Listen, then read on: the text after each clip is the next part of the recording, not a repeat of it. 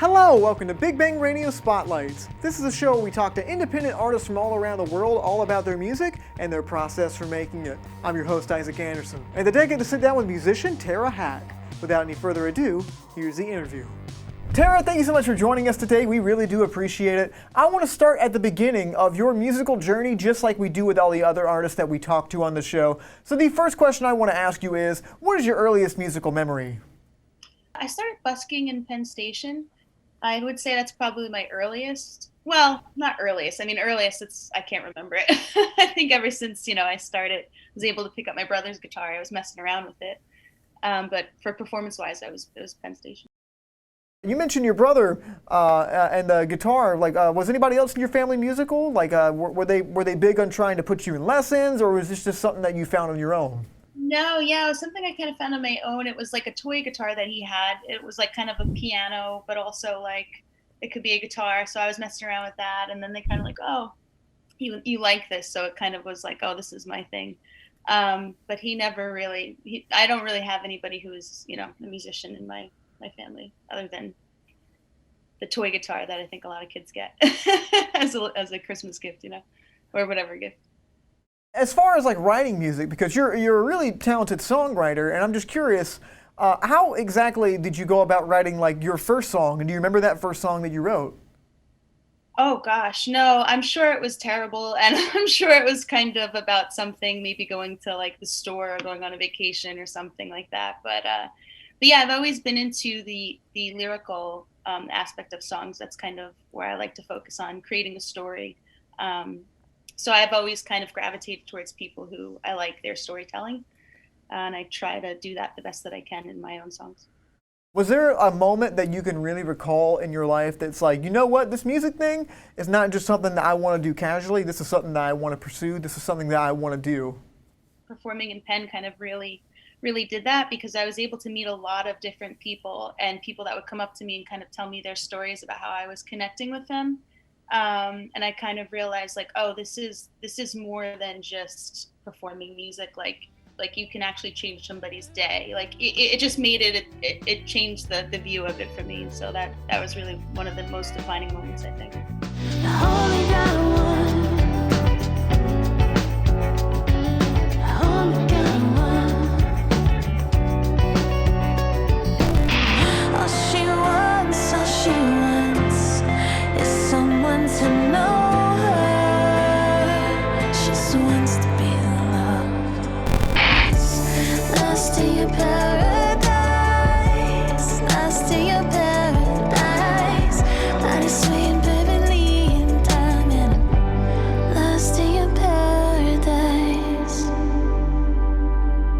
When I listen to your music, I definitely get that you love telling people stories, maybe not even necessarily your own, but you find people that you kind of like craft a story around, and I believe probably Busking helped with that. Do you find that the music comes first, like you have a melody and you're trying to find a muse for that, or is it kind of the other way around where like, you find somebody and it's like, oh my goodness, this is so inspiring, I have to put music to this? Yeah, I think I always start with the music first, and then it kind of like I'll hear a phrase within that song. Like I almost feel like the phrase comes out of the melody, and then I start going with that, and then I'm kind of like, oh, okay, now I want to take it this way, and it becomes like a script, almost like a movie. Like, okay, if we start with these characters and they're at a wedding, or like it's the ex, and that was one of the songs that was on the Abbey Road album, not my wedding, but I was there, and it was kind of about that. So that's kind of how that started. Yeah. I know we mentioned your busking a couple times and your dad being a conductor and you playing in Penn Station a lot. What was some of those big takeaways from that busking experience, playing in such a busy, bustling commuter kind of thing? And what were one of the most memorable moments that like you really take away like out of that whole instance? Was there like a handful of moments that like really shaped that? Yeah, like I mentioned, the people would come up to me, and I always thought that was really interesting that they'd felt the need to come up to me and tell me how I made them feel. And playing the song Hallelujah really connected with a lot of people. And I remember I was playing that song, and a soldier came up to me and he was crying, and he was like, I think he was going to a funeral or came back from one, and he was just like, just thanking me for giving him some sense of peace in that moment. And I've had that with like firefighters that have come up to me, and just different people who have had anxiety, or they were going for a job interview and they didn't know if they were going to get it, and they, and just different things, and all kind of based around that song, which is kind of what started the idea of going to Abbey Road, but which I'll tell you about later. um, but yeah, so I was getting a lot of that, and like I mentioned before, it was just like, oh, this is really something that should be taken seriously. Like, this isn't just like, I want to get famous and I want to have all money and whatever. It's like, you can really change, like I said, you can really change somebody's day. So those moments like that for me. Yeah. I read somewhere that you went to college for broadcast. Is that true? I did. Yeah. I went for radio and television production. Awesome. How has those experiences shaped your musicality, like if at all? And like how has like that degree program really gone into your music? Sure. Yeah. I mean, it taught me a whole different level of professionalism.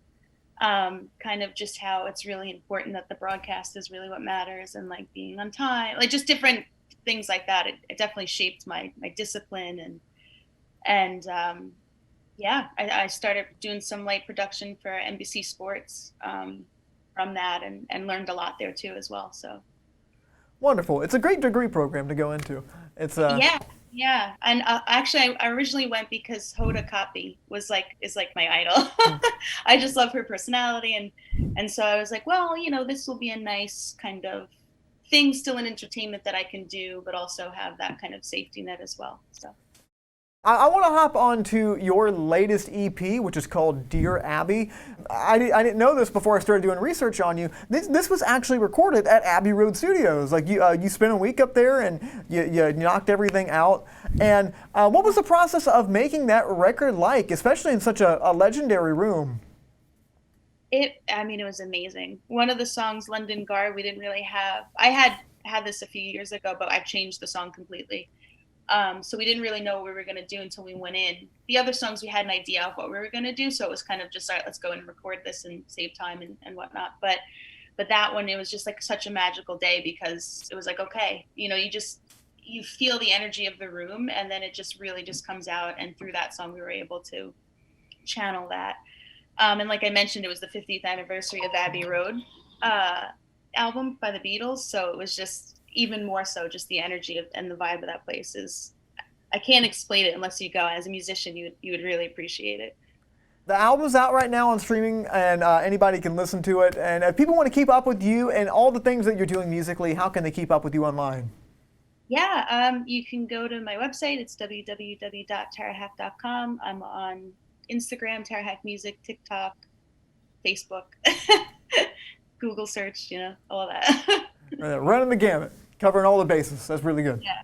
Cool. Well, Tara, it's been an honor talking to you, but before you go, I got one more question. Now, I don't know if you've ever seen a Big Bang Radio spotlight before, but I'm a musician, but I also love film, and I believe those two worlds are not too far away from each other, and musicians just have a soft spot for film that's different than other people. So, Tara, before you go, what is your favorite movie? Oh, gosh, anything Vince Vaughn. So I'll say Wedding Crashers. Thanks to Tara for sitting down with us and talking all about her music. If you guys want to see more interviews just like this, you can find us online at Studio 67 NCC.